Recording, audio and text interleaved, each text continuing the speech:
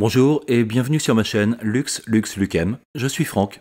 J'ai toujours adoré mon Swiss Champ et toutes ses fonctions. Entre autres, le stylo pressurisé qui permet d'écrire dans toutes les positions, le cure-dent, la pincette, le tournevis miniature dans le tire-bouchon et bien sûr l'épingle. Le problème, c'est que le Swiss Champ est gros et lourd au quotidien. Alors, j'ai ressorti un vieux Spartan, ou un standard, dont je ne me sers quasiment jamais. C'est une version ancienne, l'édition spéciale des JO d'Albertville en 92. Il n'a pas de logement pour la pincette ou le cure-dent. En plus, j'avais payé moins de 2 € à l'époque, c'était le modèle d'exposition qui avait un défaut sur la plaquette arrière. Pour moi, il y a deux raisons de remplacer des plaquettes sur un couteau suisse. Soit pour le réparer, soit pour l'améliorer, en ajoutant des fonctionnalités qui nous manquent.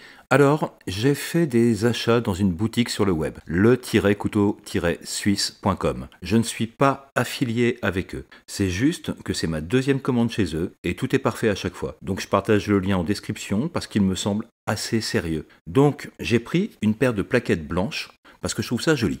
Et j'ai choisi celle qu'on peut avoir sur un Swiss Champ. Ça me permettra d'ajouter un cure-dent et une pincette rouge, un mini tournevis pour les lunettes, un stylo pressurisé et une épingle. J'en profiterai pour ajouter un petit clip de poche nano de chez Keysmart parce que je trouve ça super pratique. Je vous mettrai un lien Amazon en description, un lien non affilié, lui non plus. Voilà tout ce qu'on va ajouter à ce couteau. Donc tout ce qui est plaquettes et accessoires Victorinox viennent de ce site, lecouteausuisse.com, et le nano Keysmart vient de chez Amazon. Pour démonter les plaquettes, je vais utiliser l'ouvre-boîte de mon Swiss Champ. C'est assez fin pour rentrer entre la plaquette et la platine et suffisamment solide pour pouvoir faire levier. Donc, on glisse la lame de l'ouvre-boîte dans l'interstice et on commence à faire levier. Ça va permettre de désemboîter la plaquette des 3 rivets. On commence d'un côté et on continue à allonger la plaquette sur toute la longueur jusqu'à ce qu'on ait déclipsé les 3 points d'ancrage. Donc, on commence par un premier d'un côté, et on continue tranquillement sur le deuxième puis le troisième. Parfois, ça peut partir vite. Attention à vous. On recommence sur l'autre plaquette en progressant le long du manche et en faisant levier pour la déclipser. Faites attention à bien retirer les petits morceaux qui peuvent rester sur les rivets. Ça empêcherait de pouvoir remettre les nouvelles plaquettes correctement. Les nouvelles plaquettes ont les mêmes emplacements clipsables pour les 3 rivets. Elles ont aussi les différents emplacements pour les différents accessoires. Avant toute chose, on va profiter que les plaquettes soient déposées pour bien nettoyer le couteau. J'utilise une brosse à dents pour retirer la poussière et les débris. Pour les outils et les platines, j'en profite pour passer un coup de laine d'acier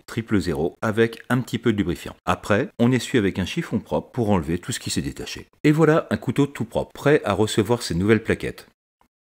Pour remonter les plaquettes, c'est très simple, mais ça demande un peu de force. On commence par la présenter sur la platine en alignant les 3 trous avec les 3 rivets. Et on commence à presser la plaquette sur un des 3 rivets.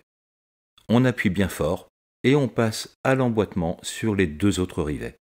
Ce n'est pas grave si vous n'arrivez pas à les emboîter parfaitement pour l'instant. On passe à la deuxième plaquette et on suit les mêmes opérations, emboîtement par emboîtement. Comme vous pouvez le voir, il reste des jours entre les plaquettes et les platines. Et c'est pour ça qu'on va passer sur l'étau. Si vous n'avez pas d'étau, vous pouvez aussi le faire avec une pince multiprise en protégeant bien le couteau avec un chiffon de chaque côté. Ça serait dommage de rayer les plaquettes neuves.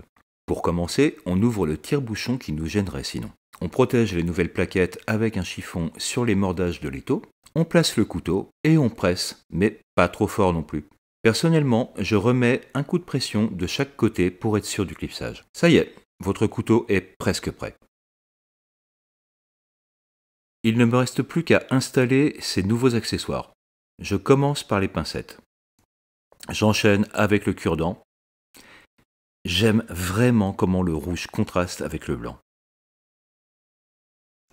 Puis le stylo pressurisé. Après, on continue avec le mini tournevis et pour finir, l'épingle. Pour terminer, j'installe le nanoclip Keysmart sur l'anneau. Ce truc est vraiment génial pour éviter d'avoir un couteau qui se balade dans la poche ou qui tombe au fond du sac. Et voilà un Spartan tout beau, presque neuf, avec tous ces nouveaux accessoires et le plein de nouvelles fonctionnalités. Profitez-en pour lubrifier les outils, ça fonctionne mieux comme ça et ça évite l'oxydation. Il va falloir que je regarde la plaquette défectueuse. J'ai l'impression qu'il y a quelque chose dedans mais j'arrive pas à voir quoi. Si vous avez aimé cette vidéo, n'oubliez pas de vous abonner et de cliquer sur la cloche. Merci de liker, partager, commenter, ça aide vraiment la chaîne. Merci d'avoir regardé, je suis toujours Franck et vous regardez toujours Lux Lucem. Prenez soin de vous et à bientôt.